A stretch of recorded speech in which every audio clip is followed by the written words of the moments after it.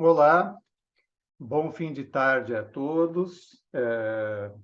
Nós estamos aqui para mais um webinar, Encontros Virtuais da Sociedade Brasileira de Pneumologia e Fisiologia, e hoje esse webinar foi organizado para comemorar, não é exatamente a palavra melhor, mas hoje é o Dia Nacional de Prevenção de Acidentes de Trabalho, e a sociedade resolveu fazer um evento para lembrar dessa data, né? E eu só queria dizer assim que qual é a relação entre acidentes de trabalho e SBPT, né? Na verdade, dentre os acidentes de trabalho são computadas não só acidentes típicos, como também doenças relacionadas ao trabalho. E nós sabemos que as doenças respiratórias causadas por uma gama absolutamente enorme de situações contribuem tanto para morbidade como para mortalidade, né? E, infelizmente, aqui no Brasil, nós continuamos a ver trabalhadores sofrendo com doenças que são preveníveis, são evitáveis. Para vocês terem uma noção, no ano passado, isso é um dado do Observatório de Saúde e Segurança do Trabalho, mais de 2.500 óbitos por acidentes. Certamente, isso aí é uma informação que estima para baixo o número de mortes, né? Porque envolve somente mercado formal, e segundo, porque existem, obviamente, N situações em que isso não foi caracterizado, né? Nós vamos hoje falar sobre a principal poeira mineral presente aqui entre nós, no Brasil, o principal risco relacionado à inalação de poeira mineral, que é a sílica. E nós vamos sair um pouco, vamos dizer, da questão silicose, óbvio que nós vamos falar um pouco sobre silicose, mas o que nós queremos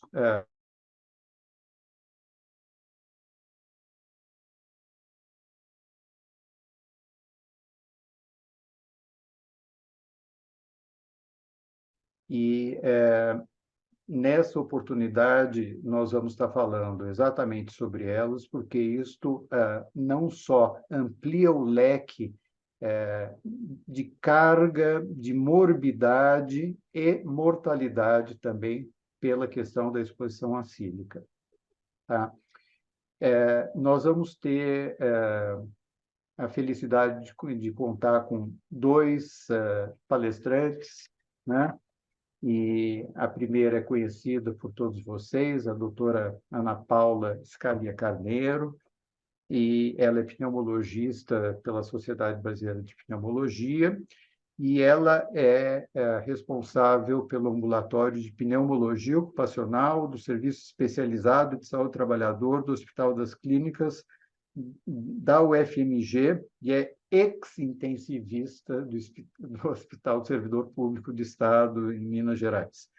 Ana Paula é mestre e doutora em saúde pública pela UFMG e seus interesses mais acadêmicos incluem, basicamente, métodos diagnósticos em relação à exposição à sílica e suas doenças, e, obviamente, toda a questão de como que se avalia clinicamente o trabalhador ou grupos de trabalhadores que têm exposição à sílica. Nosso segundo palestrante é o professor Rodney Ehrlich. Nós, primeiro, queríamos agradecer, porque lá em Cape Town já são 11 horas da noite, e o professor Rodney gentilmente se dispôs a falar tarde da noite, né? O que realmente mostra a disposição e generosidade em participar desse evento, né? O professor Rodney Ehrlich, ele é atualmente um pesquisador sênior na divisão de medicina ocupacional da Escola de Saúde Pública da Universidade de Cape Town, na África do Sul.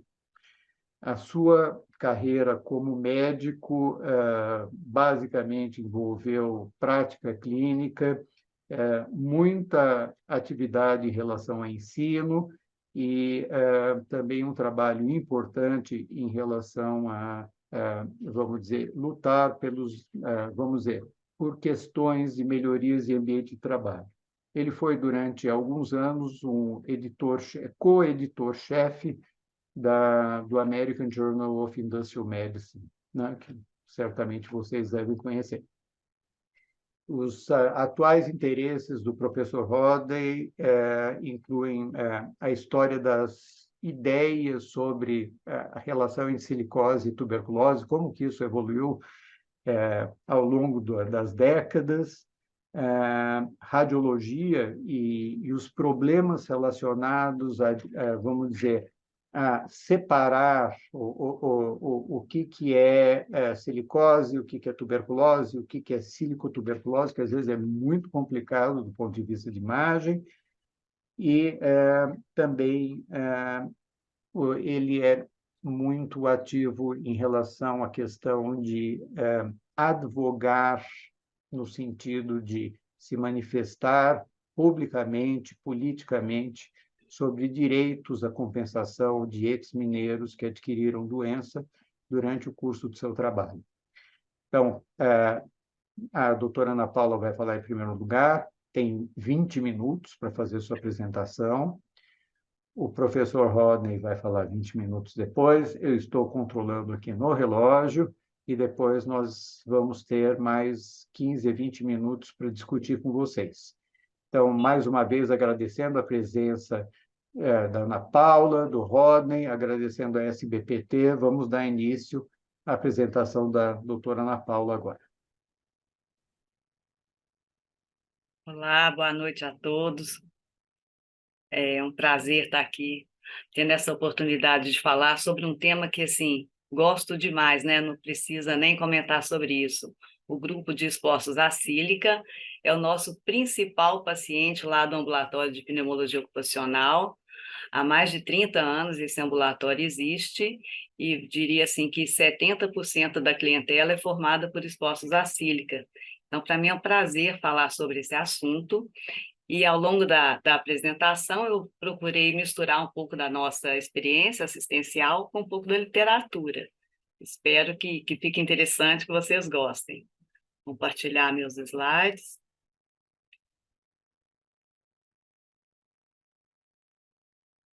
Ok? Todo mundo está vendo? Então, como o Eduardo mencionou, nós vamos procurar não dar um foco exatamente só sobre silicose, porque hoje em dia se sabe que a exposição à sílica, inalar o SO2, a poeira de sílica, é um gatilho para diversas doenças. Nós vamos falar da tuberculose, da DPOC, vamos falar rapidamente sobre doenças autoimunes, porque o tempo não permite falar sobre todo o grupo de doenças relacionadas à sílica, é muito grande, então nós vamos focar mais, como o Eduardo falou, na tuberculose, na DPOC. E é muito importante que a gente leve em consideração esse conceito, né, atual, que inalar sílica é muito mais complexo do que falar só em silicose, né? Então, se sabe que é um risco multissistêmico, portanto, leva a um adoecimento de doenças multissistêmicas. E o interesse em estudar silicose, publicar sobre silicose, ele como que reacendeu nos últimos 10, 15 anos, por conta de algumas novas exposições, alguns ramos ocupacionais que inovaram, vamos dizer assim, do ponto de vista econômico interessante, como essas pedras bonitas, né, para fazer cozinhas, banheiros, essas bancadas, a pedra principal que representa isso aqui chama-se silestone. Então, ganha-se pelo lado da decoração, arquitetura, vamos dizer assim, um grande, enorme prejuízo à saúde dos trabalhadores, porque grupos grandes de trabalhadores expostos a esse tipo de poeira começaram a adoecer em países, como a gente vê aqui, ó, que já tinham a doença controlada, Israel, Espanha, Austrália. Então, diversos locais que tinham a doença controlada começaram a ter esse novo adoecimento das doenças relacionadas à sílica, tanto a silicose, como nesses ramos aqui, principalmente doenças autoimunes também. Então, publicações recentes, ó, 2019, 2020. Aqui eu coloquei esse mapa, mas acho que para o doutor Rodney ter uma ideia de onde nós estamos aqui, eu, né, Minas Gerais. Então, Minas Gerais é o estado do Brasil mais problemático em relação às doenças relacionadas à sílica. O nome do estado, né, já diz tudo. Nós temos muitas minas, muitas exposições à poeira mineral, então é um estado muito problemático nesse sentido. As nossas exposições mais complicadas aqui em Minas Gerais estão ilustradas aí nas fotos, né, que eu coloquei. Mineração subterrânea de ouro, garimpo de pedras preciosas, lapidação de pedras preciosas, envolvendo jovens lapidários, às vezes, né, na maioria das vezes, e em processos muito rudimentares, feitos às vezes em fundo de quintal, um maquinário muito improvisado, e nós temos exposições, tanto essas exposições mais modernas, né, que eu citei no slide anterior, existe alguma coisa aqui no Brasil, mas aqui principalmente esses ramos tradicionais de exposição acílica são os que mais adoecem os trabalhadores.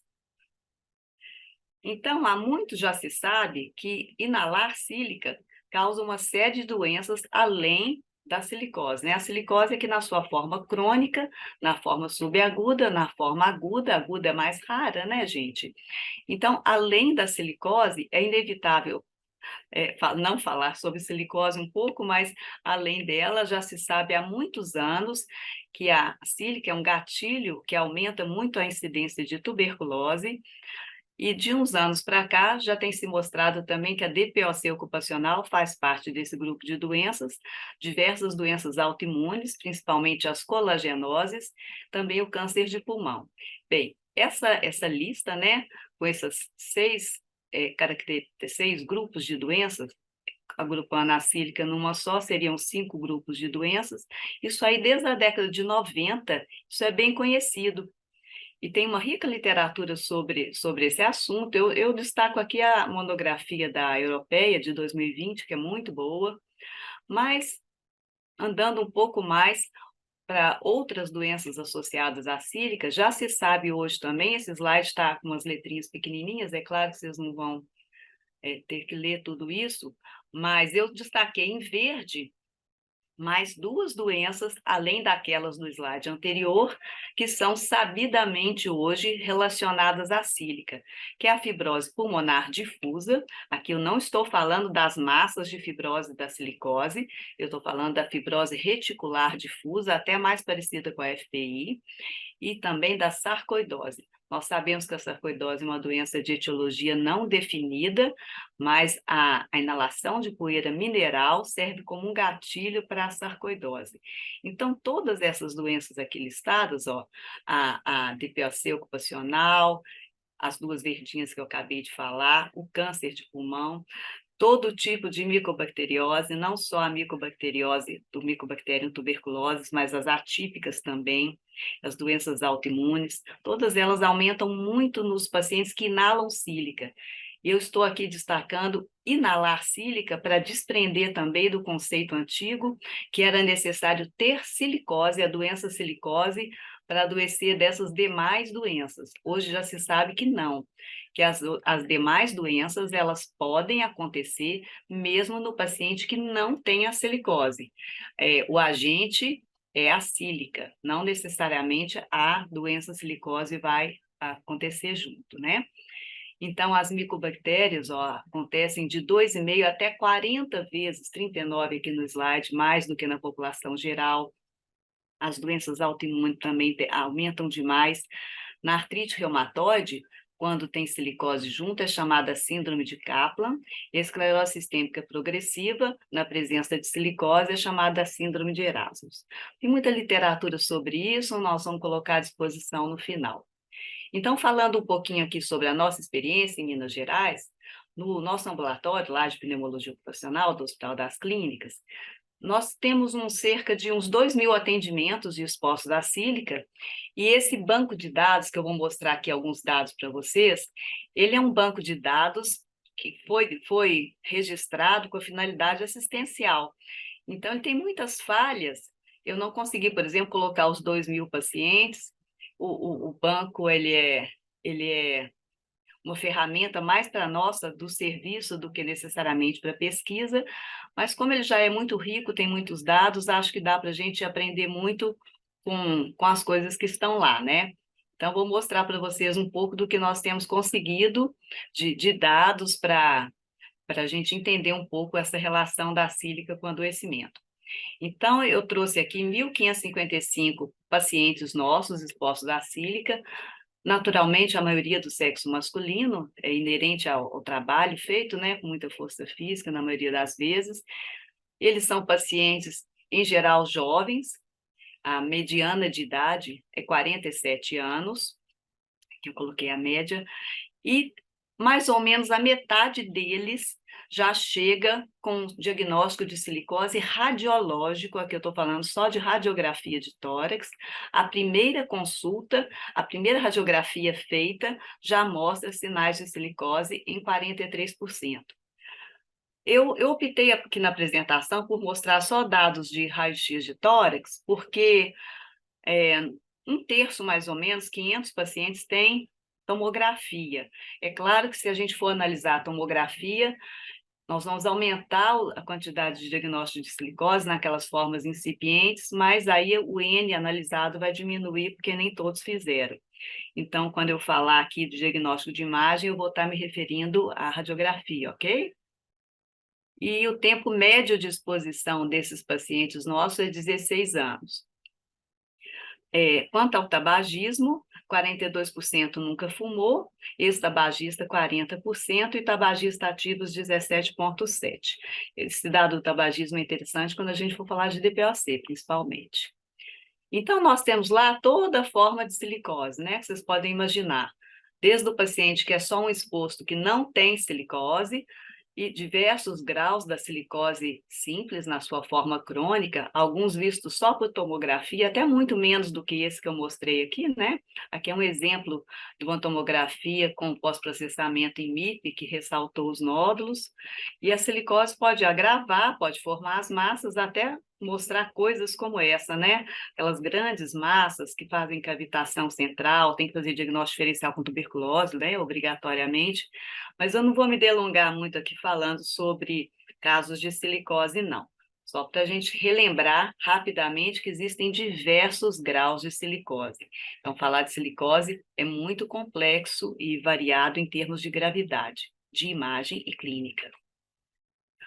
Vamos começar falando da tuberculose. Então, dados da literatura, que eu vou mostrar agora, então, a tuberculose pulmonar em silicóticos, ela é 10 a 20 vezes mais frequente no silicótico do que na população geral. E inalar sílica também aumenta o risco para formas extrapulmonares da tuberculose. Estudos já mais antigos, esse até é da África do Sul também, né? Estudos mais antigos já mostram também que existe uma evidente relação dose-resposta entre inalar sílica, a quantidade de sílica inalada e a ocorrência de tuberculose. Então, esse gráfico, ele mostra essa relação crescente de adoecimento de tuberculose, dependendo da quantidade de sílica inalada. E é sabido que no silicótico também as formas resistentes da tuberculose são mais comuns aqui na população geral. Resistência de uma droga, resistência de mais de uma droga, e também as micobactérias atípicas, principalmente do complexo Avium e também o cansaço. Nós temos alguns casos lá nos nossos pacientes. E para tentar mitigar, né, diminuir um pouco esse adoecimento por tuberculose no silicótico, no exposto à sílica, a gente lança mão da vigilância, do rastreio periódico com a prova tuberculínica, o famoso PPD, ou nos que são tem doença autoimune, no SUS aqui no nosso país, é possível fazer também o IGRA, para a gente buscar precocemente a identificação das infecções latentes por tuberculose, fazer o tratamento da ILTB, prevenindo, então, o adoecimento por tuberculose, que é muito frequente nessa população. O ponto de corte usado para o PPD, para definir como tuberculose latente, é 10 milímetros.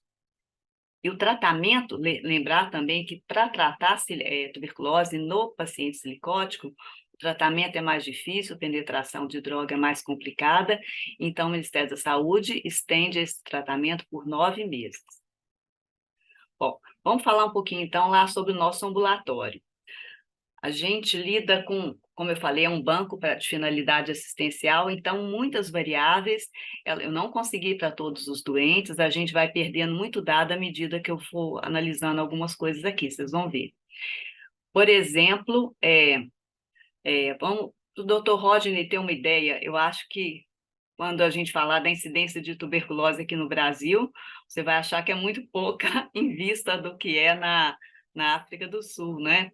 Então, eu sei que no seu país a prevalência, incidência e prevalência de tuberculose é muitíssimo maior do que a nossa no Brasil. Mas só para partir de um ponto de referência, no Brasil, em 2021, então, a gente tinha uma taxa de 37 doentes para cada 100 mil habitantes, que dá 0,37%. Na população geral, estou dizendo, viu? Para dar uma situada só. E o que aconteceu nos nossos 1.500 pacientes? 12,5% deles já chegam com história de tuberculose ativa ou sequela, a maioria sequela, por ocasião da primeira consulta. Então, 12,5%. É claro que a gente não pode comparar um estudo ambulatorial cheio de vieses, né, ambulatoriais, com a população geral. Mas se a gente fosse fazer uma continha rápida aqui, 12,5% é mais de 30 vezes maior do que a taxa da população geral. E esses 12,5%, eles aconteceram principalmente naqueles que têm a doença silicose. E também 5,6% tinham doenças autoimunes associadas. E a gente já pode imaginar, do ponto de vista de manejo clínico, a complicação dessa dupla de doenças, né? Doença autoimune, corticoide, imunobiológico, com tuberculose. Não é nada fácil. Bom, na primeira consulta, como eu disse, 12,5%, né? Chegam com tuberculose. Mas fazendo vamos dizer, um pequeno análise, um pequeno estudo longitudinal, eu analisei naqueles que tinham data do último acompanhamento, da última consulta, mais ou menos a metade dos pacientes tinham essa data de qual foi a última consulta. Então, nesse subgrupo, eu analisei durante quase 4 anos, nesse período de tempo, quantos tiveram novos casos de tuberculose. Então, em 3,8 anos, coincidiu exatamente 3,8 novos casos de tuberculose. Então, a gente tem mais ou menos, grosseiramente dizendo, 1% de novos casos de tuberculose ao ano.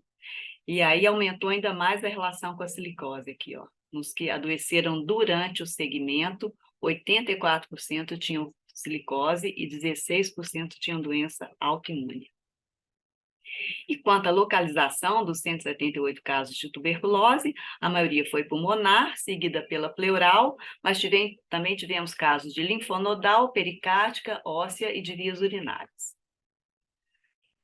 Esse slide aqui eu acho muito interessante, porque ele mostra indiretamente a relação dose-resposta da tuberculose com a silicose. Eu digo indiretamente porque a silicose é uma doença altamente dose-resposta. Então, se tem uma doença que tem um gráfico lindo de dose-resposta, inalacílica, que adoecer por silicose nos seus diversos graus, é a silicose, né? Então, se a silicose tem esse gradiente tão nítido, esse gráfico da tuberculose relacionada aos 4 graus aqui da silicose, ele indiretamente ele mostra um pouco da dose-resposta transferida para a tuberculose. Então, cada barra dessa é um grau de categoria radiológica da OIT da silicose. Na primeira barra aqui, nós temos aqueles expostos à sílica sem silicose radiológica, é o grupo 0. E aí a gente observa que 7,6% deles tinha tuberculose, ou seja, novamente, não é muito certo falar isso, mas comparando com a população geral nossa, esse grupo aqui tem 20 vezes mais tuberculose do que a nossa população geral. Ele inalou sílica, mas não é silicótico. E à medida que a silicose foi piorando, ó, categoria 1, 2 e 3, 3 é aquela forma mais grave, né, de silicose, à medida que a silicose piora, a prevalência de tuberculose em cada um desses subgrupos vai só aumentando também com um P bem significativo. Eu pus aqui, no final, o tempo de exposição em cada uma dessas categorias radiológicas para a gente ver que o tempo de exposição é crescente, porque a silicose é dose-resposta. Nós tivemos também, além desses casos de tuberculose, tem alguns casos de M não T, que eu consegui resgatar no banco de dados, foram só 9 que estão registrados, 5 eram cansaço. Então, a gente vai ter, desde formas, o Eduardo falou, né, que às vezes é tão difícil diagnosticar, distinguir a silicose da tuberculose, às vezes é bem fácil também, como esse aqui, ó, um micronódulo infiltrado, micronodular difuso da silicose, e de repente o doente escava, faz essa caverna escavada, esse foi fácil, mas pode ser também complicado, como esse outro aqui. Esse paciente com massas, né, já tinha tido uma tuberculose no passado, por Mycobacteria tuberculose, e anos depois ele se contamina e faz uma forma de M não T, a cansaço, e teve um prognóstico muito ruim, por sinal. E aí, vamos ver um pouquinho sobre o impacto funcional sobre a espirometria simples, só que eu analisei aqui, que a tuberculose e a silicose podem causar na espirometria dos pacientes com essas doenças, né? Então, são 4 grupos, eu peguei aqueles 1.555 e dividi em 4 possibilidades.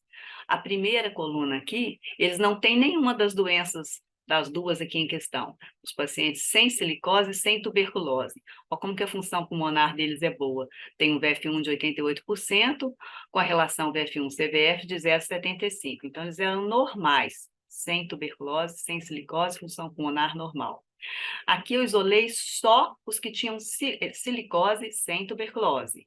Aí já cai, ó. Já caiu 12% aqui no VF1 deles de 12%, e já começou a obstruir também, 0,7%.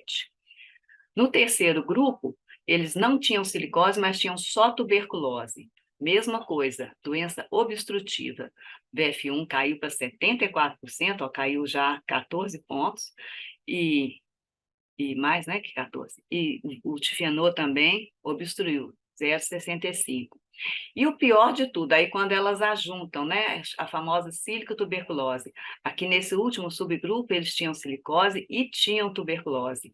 Então, olha o tanto que caiu o VF1. O VF1 aqui caiu o quê? 21%, 21 pontos percentuais. O VF1 da turma com sílico-tuberculose, 67%, e obstruiu bastante também, né? E aqui eu pus um lembretezinho só para a gente trazer em mente que, ao contrário do que muitos livros antigos traziam, que a silicose era uma doença mais restritiva, nós sabemos em todas as análises que nós fizemos, não só do ambulatório, como de outros grupos estudados também, o distúrbio funcional principal nos pacientes com silicose, 70% dos que têm alteração espirométrica, a alteração é obstrutiva.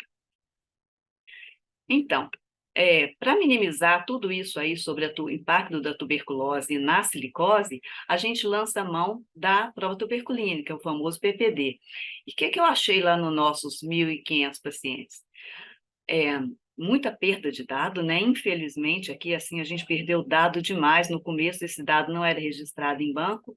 Enfim, então, na primeira prova tuberculínica realizada, nós conseguimos resgatar 327 pacientes que fizeram uma prova tuberculínica inicial. Se a gente for levar em conta o reator fraco mais o reator forte, 32% dos pacientes dos 327 reagiam à prova tuberculínica, sendo que 22% deles tinham o PPD maior que 10 milímetros, é o chamado reator forte. Desses 22%, tinha alguns que estavam com TB ativa e tinha, então, 17,1% que não tinha tuberculose ativa, que foram considerados com infecção latente por tuberculose. Teoricamente, todos esses foram tratados, então, encaminhados para fazer o tratamento, a quimioprofilaxia. Então, é alta, né? Estou mostrando aqui para a gente ver que a infecção latente nesse pessoal é alta. E aí eu fui fazendo um acompanhamento longitudinal dos que fizeram o segundo PPD. Excluí os que tinham tuberculose ativa, excluí os que tinham já tratado a TB latente nessa primeira rodada, vamos dizer assim, e peguei só os que eram negativos do primeiro teste e repetiram o segundo. Aí nós estamos vendo aqui que ainda existiram, nesse período de tempo, aqui, 8,3% de novos reatores fortes. Ou seja, aqui não teve nenhuma TB ativa, foi 8,3% de novos casos de infecção latente por tuberculose. E a distância do primeiro teste foi 4,2 anos, que dá mais ou menos uma taxa de 2% de novos casos ao ano de infecção latente por tuberculose. E o mesmo se repetiu na terceira rodada da prova tuberculínica, só que aqui, né, um N muito pequenininho, a gente teve muita perda, mas dá uma taxa muito parecida também, mais ou menos 2% de novos casos de infecção latente por tuberculose ao ano. Bom, sobre a tuberculose, rapidamente, foi isso que achei o principal para falar. Vamos um pouquinho agora sobre DPOC ocupacional. Então, há muito tempo já se sabe que a sílica, ela faz parte aqui das poeiras inorgânicas, né, que são capazes, então, de causar a DPOC ocupacional. São muitos os agentes, mas o do nosso interesse aqui da apresentação é a poeira inorgânica. Esse artigo aqui, ele é muito interessante, publicado ano passado. Ele traz, então, essa pergunta. O título do artigo é uma pergunta, né? Seria a DPOC ocupacional a doença ocupacional mais subdiagnosticada? Talvez, né? Vamos ver. Então, em relação à sílica e DPOC ocupacional, desde a década de 90, diversas publicações, algumas aqui, ó, da África do Sul também, né? E desde então, mostra-se que a sílica é um dos agentes envolvidos em relação à DPOC ocupacional. Não vou entrar em muito detalhe por causa do tempo. E a gente teria duas condições de DPOC com esse binômio sílica-silicose. Por exemplo, nesse primeiro, aí já são casos lá do nosso ambulatório, né? Esse primeiro paciente aqui, ele tinha silicose. Então, ele tinha muita distorção de parênquima, a própria silicose levando a obstruções mecânicas, hiperinsuflou demais o doente, né? Ele nunca foi tabagista, tinha uma alfa-1 antitripsina também normal, e já chegou à primeira consulta com VF1 de 31%. Ele era, então, muito enfisema paracicatricial, a tomografia dele, cheia de bolhas, né, com muita distorção de espaço aéreo. Mas existe também essa situação, que é até mais interessante, que é o enfisema, com obstrução crônica ao fluxo aéreo, né, a DPOC, no exposto à sílica sem silicose. Olha como esse doente tinha muito enfisema, e esse paciente não tinha silicose. Nunca foi tabagista, também tinha uma alfa-1 normal, e a primeira consulta chegou com VF1 de 39%. Então, esse aqui é um caso típico de DPOC ocupacional relacionado à sílica. Lá no nosso ambulatório, então, voltando para a nossa amostra, para tentar ter uma noção da quantidade de DPOC ocupacional e relacionar com os graus de silicose, como eu fiz com a tuberculose, eu me deparei com um problema que a gente, nos primeiros anos, não registrou no banco de dados as espirometrias pós-broncodilatador. Todos fizeram, mas por alguma bobagem minha, eu não coloquei os dados no banco de dados dos primeiros pacientes. Então, o que eu fiz para a gente conseguir um N maior e tirar algumas conclusões aqui dessa questão? Para ver o impacto da sílica e da silicose sobre a ocorrência de DPOC, a primeira providência, naturalmente, foi excluir da análise os portadores de tuberculose. E a gente já sabe que a tuberculose também causa obstrução por questões mecânicas, já mostrei naquele slide das 4 colunas. Então, para essa análise da DPOC, excluímos a tuberculose. E aí, vamos dizer assim, entre aspas, um artifício, para eu conseguir um número maior de espirometrias, eu teria que analisar a espirometria pré-broncodilatador, já que eu tinha perda pós-broncodilatador. O que eu fiz então?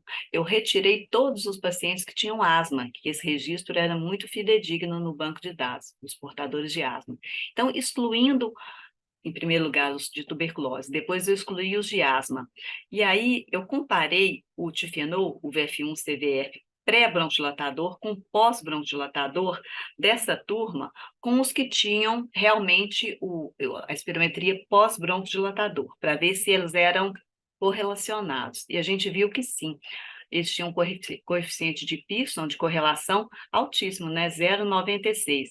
Aí eu vi que o difenol, o VF1-CVF pré-BD, estava representando esses 403 que tinham o verdadeiro pós-BD. E aí me deu uma tranquilidade de poder usar as 766 espirometrias pré-BD para concluir um pouco sobre a DPLC ocupacional na sílica. Ana O que Paula, eu encontrei? Oi? dá uma corridinha que já se passaram mais de 25 minutos. Nossa, tá legal. Então, eu encontrei aqui que a gente tinha 25% de DPOC ocupacional, por esse critério de VF1 menor que 0,7, e para comparar com a população brasileira do Parque Latino, que foi analisada só nos maiores de 40 anos, aí eu excluí os que tinham menos de 40 anos, e a gente viu que tinha 31% de casos de DPOC, então, muito alto, né? Muito maior que na população geral. Eles eram muito jovens, tinha muita gente com menos de 40 anos, então eu recomendo, e se der tempo a gente conversa mais sobre isso, então, que a gente use para esse tipo de DPOC, paciente ocupacional, que são jovens, o limite inferior da normalidade. Alguns autores fazem isso também. E fazendo um acompanhamento longitudinal, aqui são dados da primeira consulta, né, gente? Olha como são altos, mas só na primeira espirometria. Se a gente acompanha esse paciente, aqui eu consegui até a quarta espirometria, por 5 e poucos anos, a incidência de DPOC aumenta para 30%. E aqui, rapidamente, só para mostrar que também existiu esse indireto, vamos dizer assim, gradiente dose-resposta da DPOC em relação aos diversos graus de gravidade radiológica da silicose. Aqui uma coisa sobre a literatura de doenças autoimunes, as principais que aumentam são a artrite reumatoide, a esclerose sistêmica, lúpus e vasculites do sistema ANCA. E nos nossos pacientes, nós temos 77 casos com doença autoimune, que dá uma prevalência, vamos dizer assim, de 6,2% de doença autoimune nos nossos 1.500 pacientes. Se for analisar em separado só os silicóticos, 7,5%. Então, diferente da DPOC e da tuberculose, que eu mostrei que tinha uma associação muito forte com a doença silicose e com seus diversos graus, aqui na autoimune a gente não encontrou isso. Nós temos todos os tipos de doença autoimune registradas. Esse é um exemplo de uma síndrome de Kaplan, os nódulos maiores aí, ó, da síndrome de Kaplan, né? Todo mundo conhece. E, rapidamente aqui, só para lembrar que também temos casos de sarcoidose em pacientes relacionados com exposição acílica, né? E é muito difícil. Se já o Eduardo mencionou que é tão difícil distinguir da tuberculose, eu acho que é muito mais difícil distinguir da sarcoidose. Então, não vou entrar em detalhes por conta do tempo, mas só para relembrar que alguns autores, então, recomendam que isso seja chamado de sílico-sarcoidose. Ela tem um prognóstico até pior que a sarcoidose comum, com mais fibrose perigranulomatosa. E para finalizar, o que eu gostaria de chamar a atenção, então, é que a sílica causa tantas doenças, né, tantos grupos diferentes de doença, e que os doentes têm que ser acompanhados, na maioria das vezes, em centros, pelo menos secundários de atenção à saúde, alguns até em centros terciários, universitários, como são esses nossos, porque eu brinco lá com os residentes nossos, parece combo de doença, né? Nós temos mais de 500 doentes que têm duas dessas doenças sílica relacionadas juntas, e tem esses 52 que têm 3 doenças ao mesmo tempo, e temos 2 doentes que têm as 4 doenças ao mesmo tempo. Isso piora demais o prognóstico e exige um manejo multidisciplinar, multiespecialidade. Esse aqui é o caso que vai finalizar a minha apresentação, que ilustra isso que eu acabei de mostrar. Um paciente jovem de 34 anos de idade, ex-jatista de areia, chegou ao serviço já ao nosso ambulatório com essas massas gigantes, né? Tinha uma silicose muito grave, ele tinha silicose, ele tinha uma DPO, você nunca fumou, viu, gente? Alfa-1 antripsina normal também, enfisema muito acentuado, enfisema pulmonar difuso, não deu para ver aqui, tinha centro lobular, ele tinha também paracicatricial, massas gigantes de linfonodos, e, por fim, ainda desenvolveu lúpus, com nefrite lúpica, algumas áreas de vidro fosco, a gente não tem certeza se relacionadas ao lúpus, e uma forte hipertensão pulmonar. A PSAP atual dele é 81. Então, rapidamente, né? Me desculpe aí a passagem do horário, mas é muita coisa para falar. Eu gostaria de agradecer e estou à disposição para qualquer pergunta. Ok, nós vamos deixar as perguntas para o final e vamos passar de imediato para a apresentação do professor Rodney. Tá? Então, mais uma vez, agradecendo a presença. Rodney, pode iniciar. Thanks very much. Thank you for inviting me. You may have heard, by way of an apology for what I'm about to say, that South Africa has rolling blackouts. We lose electricity up to 6 hours a day, and the next blackout will be at midnight. So sometimes these sessions go a little over 12, but if I disappear at midnight, like Cinderella, I send my apologies now. So I've been asked to talk about the Rodney, just something in your presentation. You should close this. There's a window in front of your slides. Oh, this one. No, there's a window. The host has asked you to start your video. Are you seeing it? No, I can't see anything in front of my slides. No. Okay, so maybe it's only my computer. Okay, go on. Okay. So I'm going to talk about two things, and Anupal has already covered some of it, so I'll move very quickly over to those points. The first is the systematic review that we published on the relationship between silica, silicosis, and tuberculosis. Called it Updating the Causal Relationship. I'll explain why it's updating in a minute. And secondly, a broader subject, how do you prevent tuberculosis in silica-exposed workers or in those with silicosis? And that's a more programmatic approach. So again, Anupal has made the point, huge numbers of workers are exposed to silica all over the world. Many countries have high TB burdens. It's the same countries that have large numbers of silica-exposed workers. China, India, Brazil, Russia, South Africa, really the BRICS countries plus Indonesia. And co-exposure is this common, but publications are available in all the above countries, but it seems from the literature that silica and tuberculosis are an underappreciated and under-researched subject, surprisingly. Why did we do a systematic review? If you'd asked a physician, a pulmonologist, radiologist in the first half of the 20th century, particularly after the 1920s, certainly in South Africa, but elsewhere, what the relationship between silicosis and tuberculosis was, they would say an intimate relationship, absolutely no question in their minds. However, by the middle of the 20th century, and certainly in the South African mining industry, people were already questioning this association. And I think that had a lot to do with the economics of the mining industry. And that happened in Europe as well. So when we get to the late 20th century, the reviews and the publications on silicotuberculosis in English dry up. There are very few dedicated reviews to the association. One of them is actually from Brazil, Barbosa, in 2008. But apart from that, it's usually included in general reviews of silica and silicosis. However, when you look at those reviews, they're inadequate quality assessments of the publications. No distinction is made between mortality from tuberculosis and TB incidence. Factors influencing mortality are not necessarily etiological. There are other things such as severity of disease and late diagnosis and so on that are effectively confounders. And subradiological silicosis is not taken into account in these reviews. We've published on the subject. About 50% of silicosis is not visible on the chest X-ray. More on the CT, but there's still a lot seen in pathology, which it cannot be seen in life.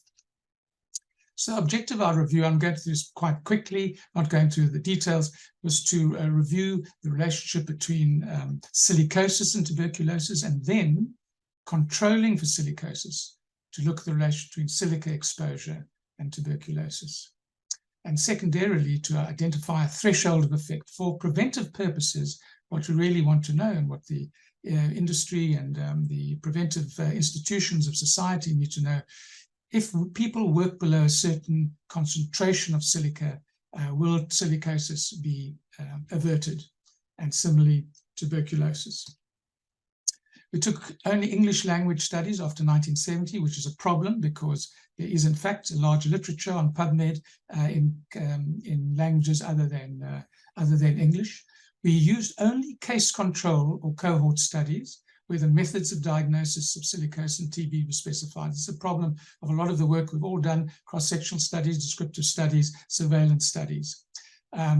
We did a meta-analysis with forest plots. I'm sure you're familiar with that from systematic reviews. And we did other things you're supposed to do in systematic reviews: risk of bias analysis and grade confidence analysis, which I'm not going to show you. I'm just going to show the forest plots.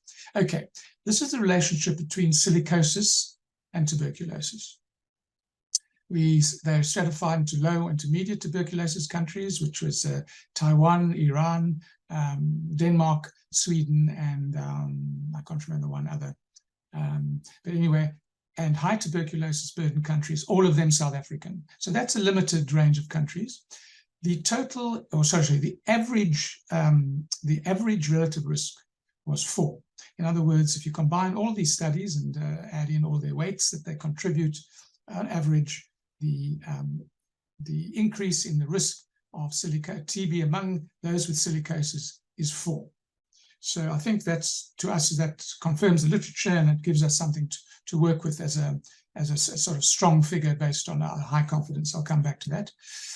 And Paula has talked about the dose-response relationship that she found in her clinical series, and we've shown this now or we show it here with 5 studies. The grades of silicosis on the x-axis, the more as you move up along the histograms, you move 1 grade up for silicosis from 0 to 3, and you can see that each of them shows a very obvious and clear, almost linear dose-response relationship. The more severe the silicosis, the greater the risk of tuberculosis. Now, what about silica exposure on its own, controlling for silicosis? So we only took studies where they were able to effectively remove the effect of silicosis, either statistically or by restriction at the beginning of the study to exclude those diagnosed with silicosis. And remember that we're talking about only plain chest X-ray radiological silicosis, which is only about a half of the silicosis, the rest being unobservable on the chest X-ray. Here, the relative risk falls very substantially to just below 2. And the dose response, so it's a weaker study, a weaker average, although the confidence interval, you'll see, 1.92 is actually the average. The confidence interval is well above 1.36 to 2.73. So you could say that people who have silica exposure after controlling for silicosis have about double the risk.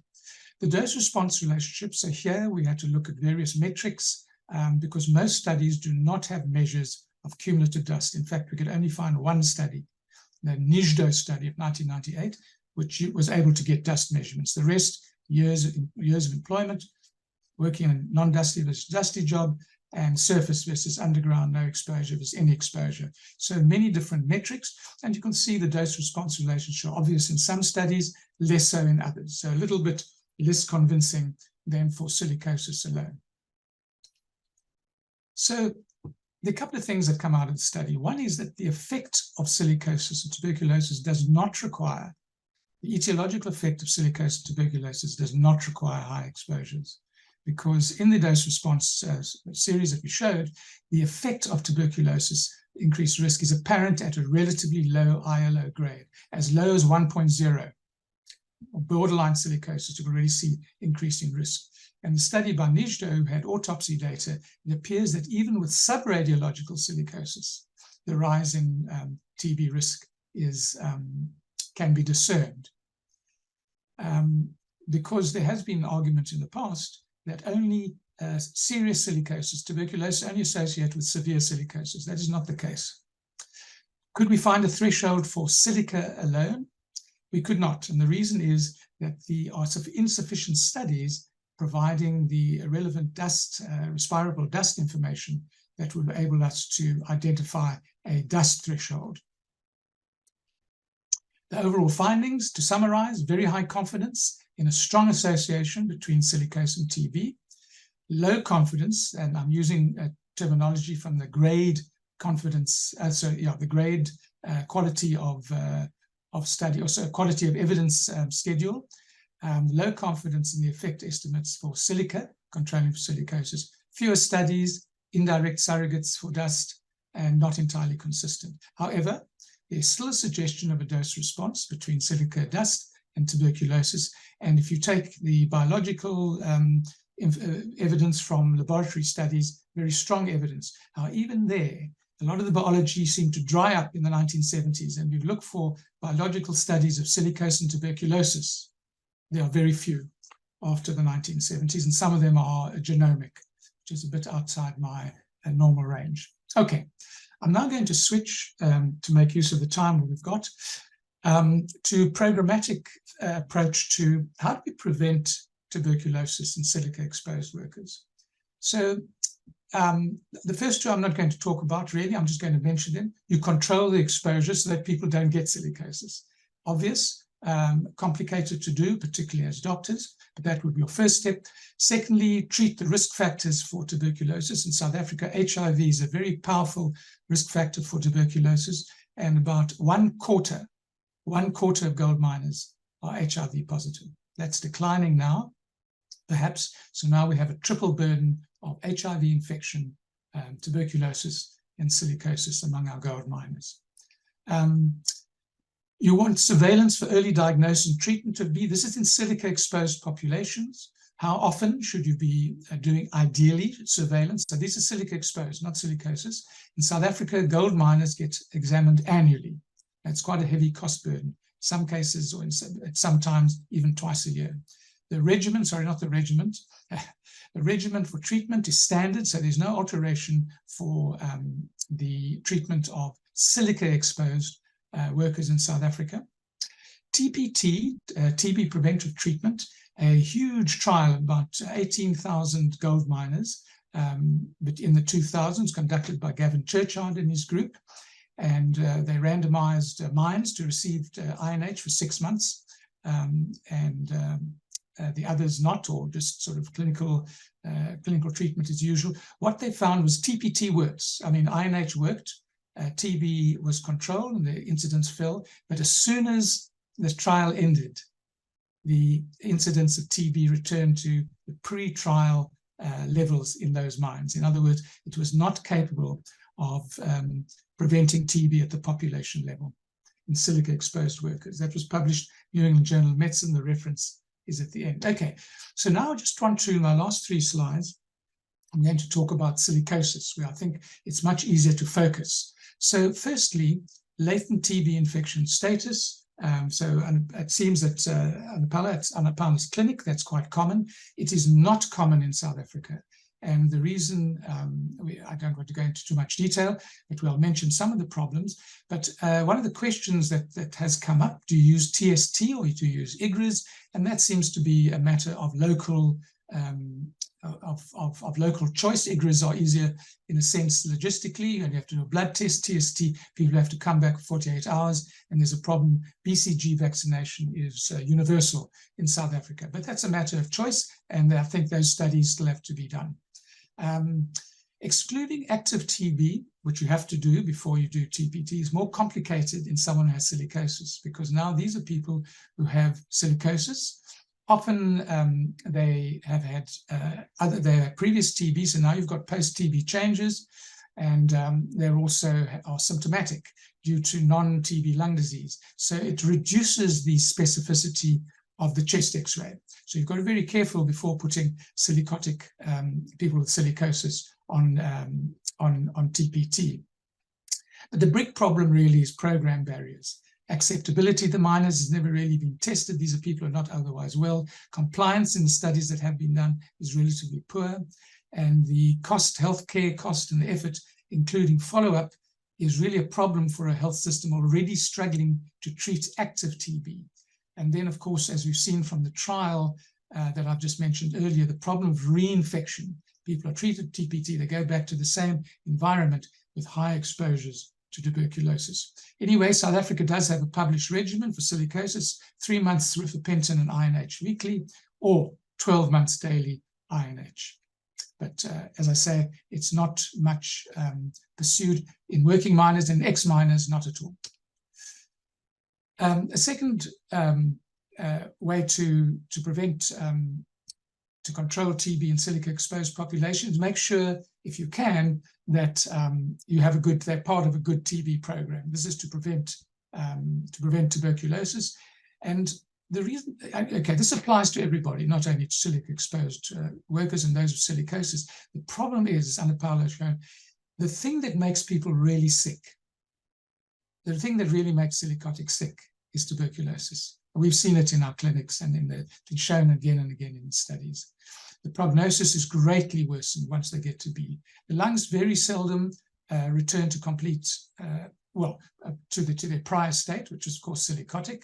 So now they have a combination of the morbidity-associated silicosis and post-tuberculosis, increased disability, increased mortality, I don't mention here, and recurrence of TB. So it's really important to try and treat hard, aggressively, and obviously with the correct drugs.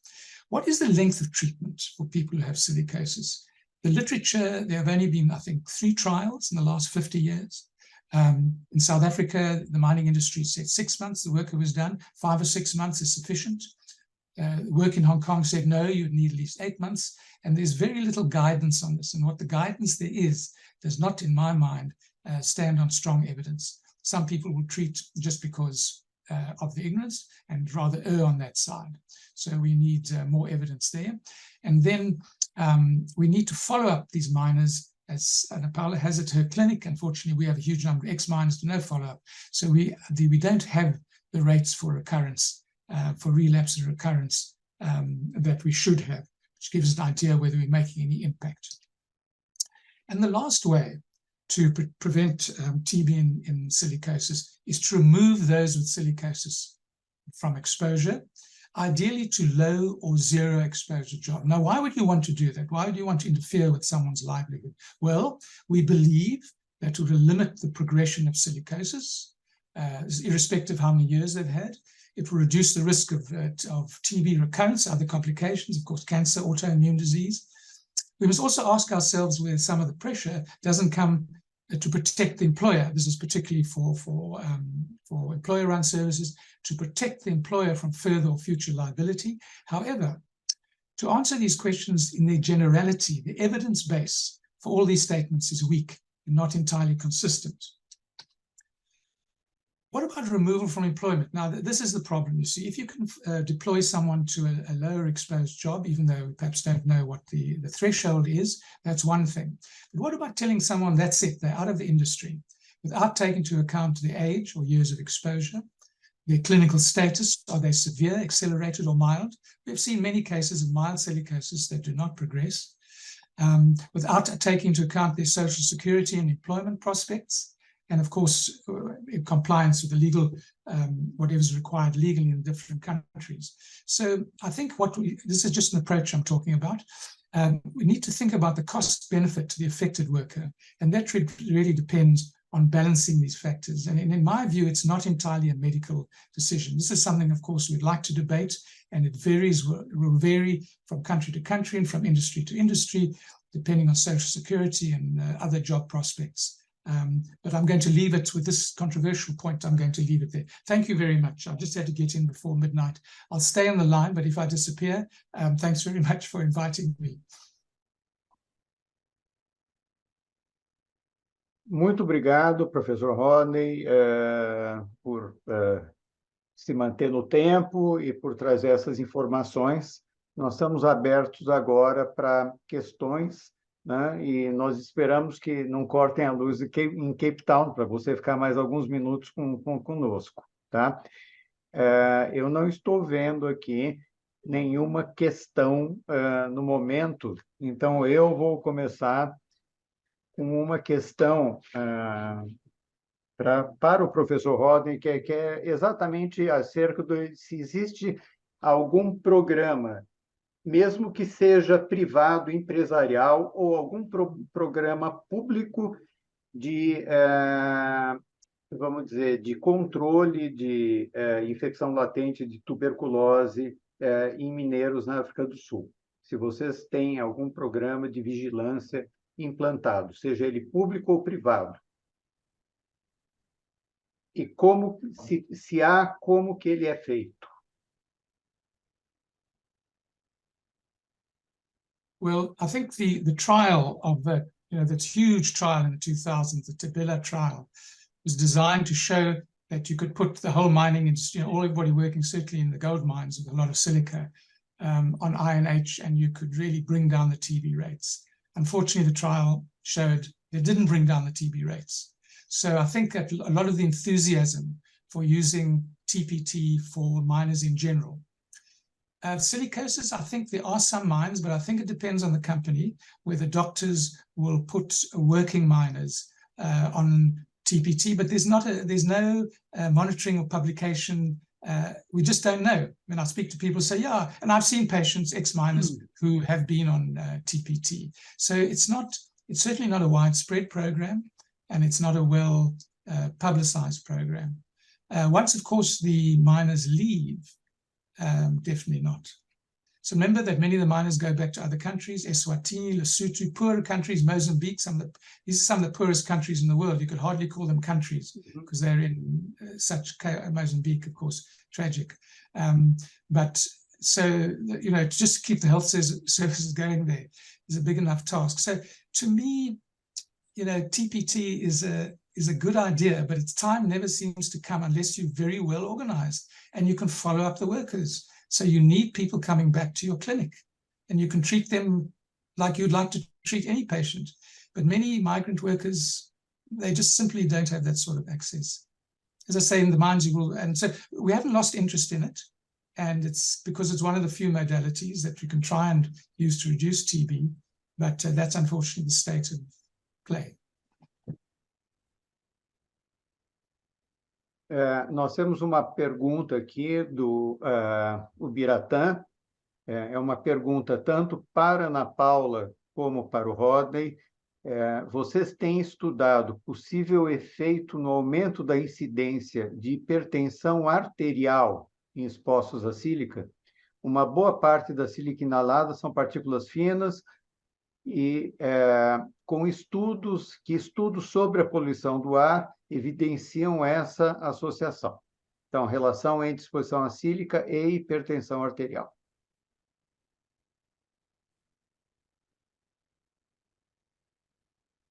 Começando, Ana Paula. Ibira, essa pergunta é muito boa. Eu tenho até essa variável que eu comecei a colocar no banco de dados de um certo tempo para cá, por conta dessa preocupação. E eu não vou te dar um dado assim preciso, mas é alta, viu? Pacientes jovens com menos de 40 anos, com bastante hipertensão arterial.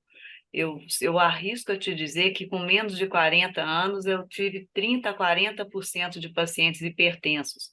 Mas como eu não analisei isso nos últimos meses, eu não sei de cor o número.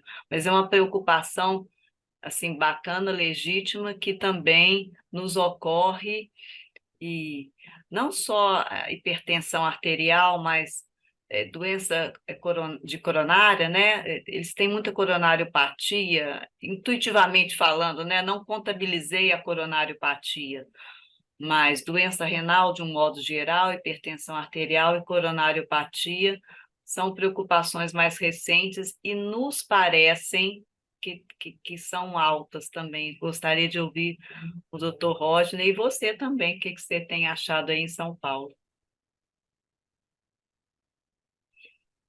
So I very little add. It's a very sorry. It just hasn't been studied. It hasn't been studied in this population. Migrant, you know, the epidemiology is class epidemiology. The supervisors get arterial, who used to be white, not only white now, but the supervisors get arterial and cardiovascular disease, and the workers get tuberculosis, HIV, and other respiratory infections. Still very much that sort of stratification. But hypertension is not uncommon among aging miners, but whether it's due to silica, I don't know.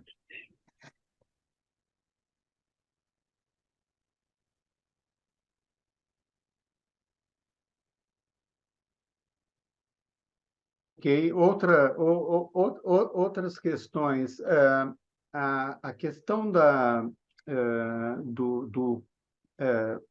procura da tuberculose latente. Eu gostaria de saber, tanto da Ana Paula quanto do Rodney, qual é a ideia em relação a controle de populações expostas à sílica. Vamos pensar que a gente estivesse num mundo que seria possível fazer isso. O que vocês proporiam em relação a um controle de tuberculose latente nessas populações expostas? Eu tô insistindo um pouco na questão da tuberculose, principalmente pela história da África do Sul, porque, por exemplo, o desenvolvimento de DPLC é uma coisa mais lenta, existe um turnover enorme de mineiros na África do Sul e uma perda enorme porque eles voltam para os países de origem, então é mais difícil de estudar. Então, vamos falar mais em relação à questão do que vocês proporiam em relação à tuberculose nessa população. Como controlar tuberculose latente e risco de desenvolvimento de tuberculose. Começando pela Ana Paula, rápido. Bom, a primeira coisa que eu acho que eu tenho muita vontade de implementar, se eu tivesse esse poder, né, a gente não tem, é colocar o IGRA para todo mundo. Porque o grupo exposto à sílica é um grupo que também tem mais doença autoimune que a população geral. E com essa falta que a gente tem do insumo do PPD, agora, por exemplo, está faltando de novo, né? Vamos passar por outra onda daquela de falta de insumo de PPD. Então, eu acho que, como uma norma de saúde pública, aqui no Brasil a gente tem acesso, não é tão difícil assim, eles deveriam fazer periodicamente o IGRA. A questão que eu acho mais difícil de responder é a periodicidade. Tanto se a gente faz, como faz hoje em dia pelo PPD, que a gente reserva o IGRA só para os que têm doença autoimune atualmente, mas eu acho muito difícil estabelecer a periodicidade da busca da ILTP, seja por PPD, seja por IGRA. Deveria ser individual por gravidade de caso ou deveria ser igual para todo o exposto à sílica? É uma pergunta, eu não tenho resposta para isso e acho que a gente deveria estudar um pouco isso. Ok, obrigado, Rodney. Well, 95% of miners are PPD positive or E-group positive, so they're all positive. Wow. Well, the one study that was done, I think there may be, you know, so remember they come from very high TB. The mines of the last century spread tuberculosis all over Southern Africa. So, you know, people say, well, where's the proof of this? Well, you know, 100 years ago, the TB, the bug traveled, the bacillus traveled with the miners. So, you know, 100 years later, everybody's affected or infected. So very high rates of infection. But they show that in studies done in the 1960s, miners arrived without infection very quickly, within 18 months, with very high rates of infection. So, you know, they were living, it's still do to some extent much better now in crowded compounds. So just, you know, just the way the migrant labor system worked. So I think what they did do was during the 1960s, there was a trial and it wouldn't have passed an ethics committee to death. They put INH in the beer. The mines provided beer. Uh-huh. And because they had the beer, you know, people lived on the mine. So everything was provided by the mine. So the INH was in the beer and the TB rates dropped. It was never published. And I say, it wouldn't get past an ethics committee today. So, Não é ético. hey? Não é ético That's publicar. right. No, no. So, but look, they did the trial. Look, they did the trial. So Churchyard, if you can have a look, and the trial showed that INH works. But 12 months later, it's as if it was never given. So reinfection, and so there's been fingerprinting studies done showing that the rate of reinfection is very high. It's not just reactivation. So if you know people are no longer exposed, that would be a better opportunity because you'd reduce the risk of reinfection. But people going back to exactly the same environment that infected them seems to be one of the barriers. That's in working miners. And in ex-miners, it's the health service barrier.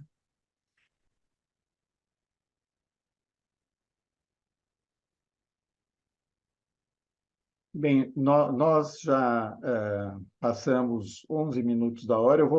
Eu como não tem mais perguntas aqui dos participantes, eu queria saber da Ana Paula sobre casos no ambulatório.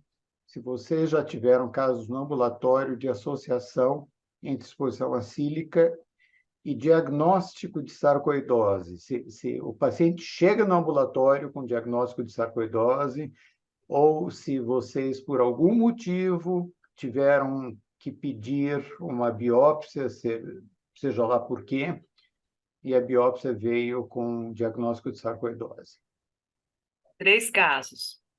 3 casos. Nós temos 3 casos que vieram com suposto diagnóstico de silicose para propedêutica comum, junto com os outros doentes do ambulatório de silicose, mas que nos chamava atenção a quantidade de sintoma sistêmico, enfim, os sintomas típicos de silicose, de sarcoidose, e uma progressão mais rápida de lesões, e os 3, então, fizeram biópsia. Um é o que eu mostrei rapidamente no slide, tem mais 2. E deve ter mais, né? A gente acha que deve ter mais, que a suspeição essa associação é mais recente, então agora a gente está mais atento para a busca de novos casos. E você lembra de cabeça qual era a atividade desses 3 pacientes? Quais eram as atividades? O que eu apresentei era Mineiro de Ouro. Os outros 2, não me lembro, tem que olhar.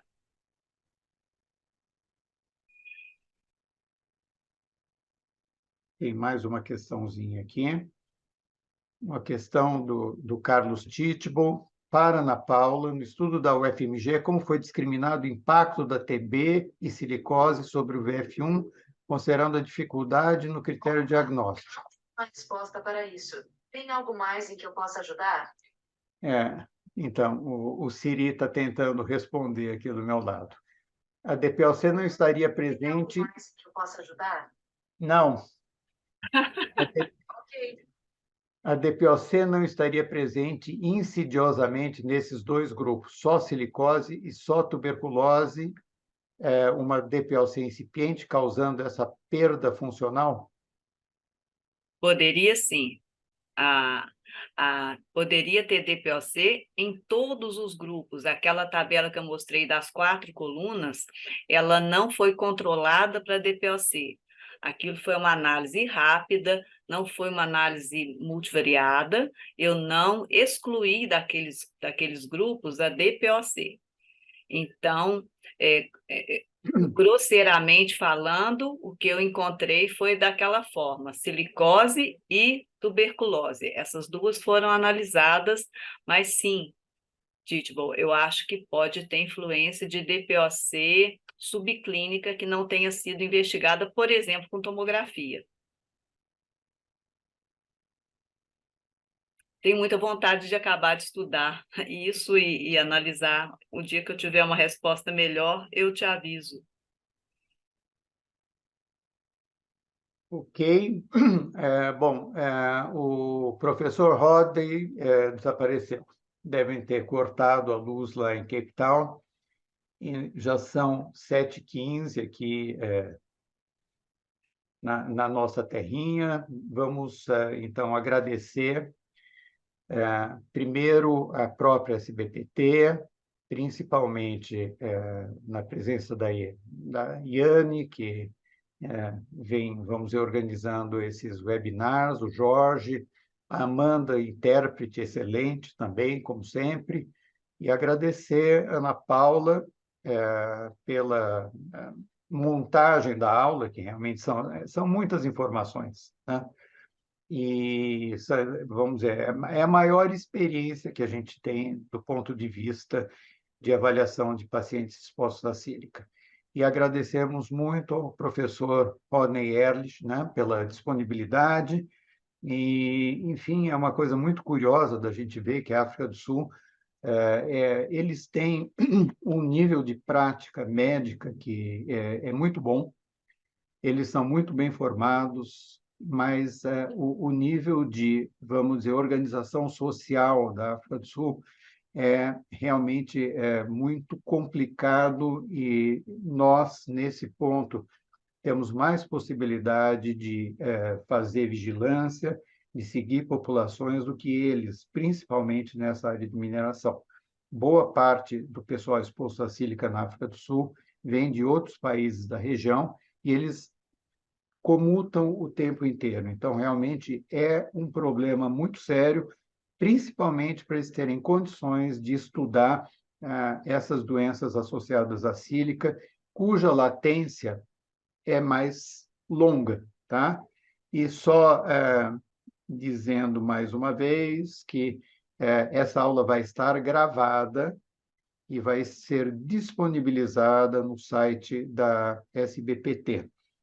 E lembrar a todo mundo que nós só nos limitamos às doenças não malignas aqui, tem toda a questão do câncer, que é vamos dizer, é um outro capítulo que é muito interessante de ser abordado, vamos dizer, numa próxima ocasião, num próximo congresso ou outro evento.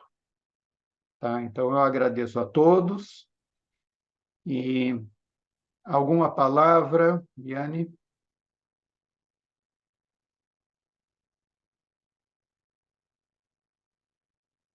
Ana Paula?